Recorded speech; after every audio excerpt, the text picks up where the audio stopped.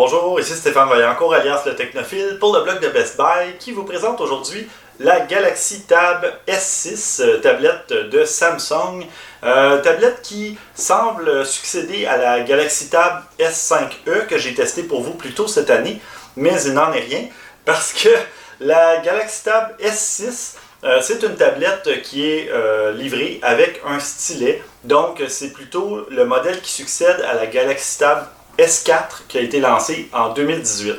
Donc tablette haut de gamme, vous allez le voir de par les caractéristiques. On a, ça roule évidemment sur Android 9, la version actuelle d'Android. On a un processeur Snapdragon 855, assez performant. On a deux modèles au niveau mémoire et stockage. Il y a le modèle 6 Go de mémoire vive et 128 Go de stockage, ou le modèle 8 Go de mémoire vive et 256 Go de stockage. Ça permet une meilleure performance, évidemment, en ayant plus de mémoire vive, mais évidemment plus de stockage. Par contre, qu'à cela ne tienne, il y a un petit lecteur de carte micro SD qui vous permet d'ajouter jusqu'à 512 ou même 1 Teraoctet de stockage. Donc, c'est vraiment tout simplement si vous voulez plus de performance que je vous conseille d'opter pour le deuxième modèle, le modèle à 8 Go. Sinon, tablette qui présente un écran Super AMOLED de 10,5 pouces avec des belles couleurs. Évidemment, bon, l'arrière-plan que j'ai en ce moment n'a pas des couleurs très punchées, mais si vous regardez du contenu vidéo, des photos, etc., ça livre très bien la marchandise. Et c'est une résolution Quad HD et même un petit peu plus. On parle de 2560 pixels par 1600 au lieu de 1440, la vraie résolution Quad HD. Donc, du beau contenu. C'est pas tout à fait du 4K, mais c'est supérieur au 1080p. Donc, pour un écran de cette taille-là, c'est amplement suffisant. Il y a des appareils photo. On a un appareil photo de 13 mégapixels qui peut tourner de la vidéo 4K à 30 images secondes et un appareil ultra grand angle à 5 mégapixels. Évidemment, je recommande jamais de prendre des photos ou tourner de la vidéo avec une tablette parce que c'est pas très ergonomique ni très sexy. Et lorsque vous le tenez plus haut, bien vous cachez les gens derrière vous. C'est pas très pratique comme appareil. Évidemment, si vous êtes mal pris, vous n'avez pas le choix, ou vous voulez faire un appel peut-être avec l'autre appareil photo qui est 8 mégapixels et qui tourne la vidéo à 1080p, vous voulez faire un appel Skype, quelque chose comme ça, bien oui, ça peut servir à cette fin-là. Sinon, bien, pour dépanner, le reste peut fonctionner, mais en faible lumière, vous allez vite avoir du bruit dans votre image, donc à déconseiller. Il n'y a rien de mieux qu'un bon vieil appareil photo pour prendre des photos. Sinon, on a une pile de 7040 mAh qui offre une autonomie de 15 heures, donc vous pouvez passer assez facilement à travers une journée en utilisant votre tablette.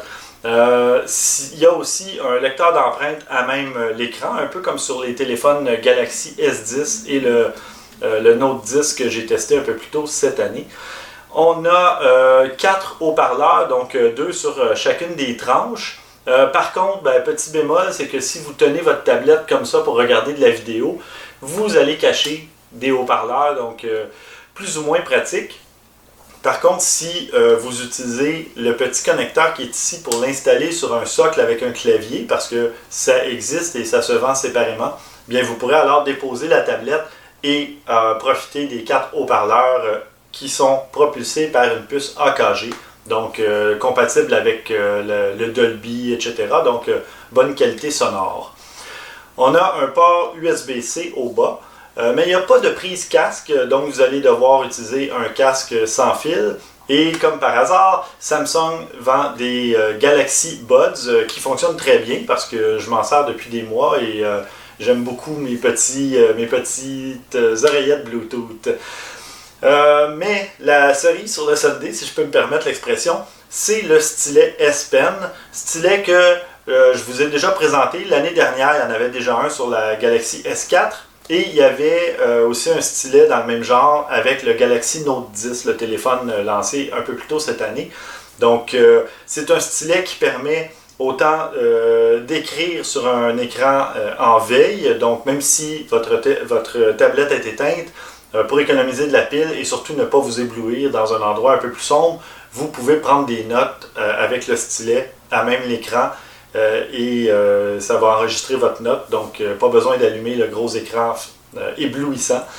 Vous pouvez toutefois l'allumer en appuyant sur le bouton du stylet si vous l'avez configuré dans les paramètres, évidemment. Donc, par mesure de sécurité, ce n'est pas nécessairement activé par défaut, mais vous pouvez déverrouiller le téléphone, la tablette, avec le stylet.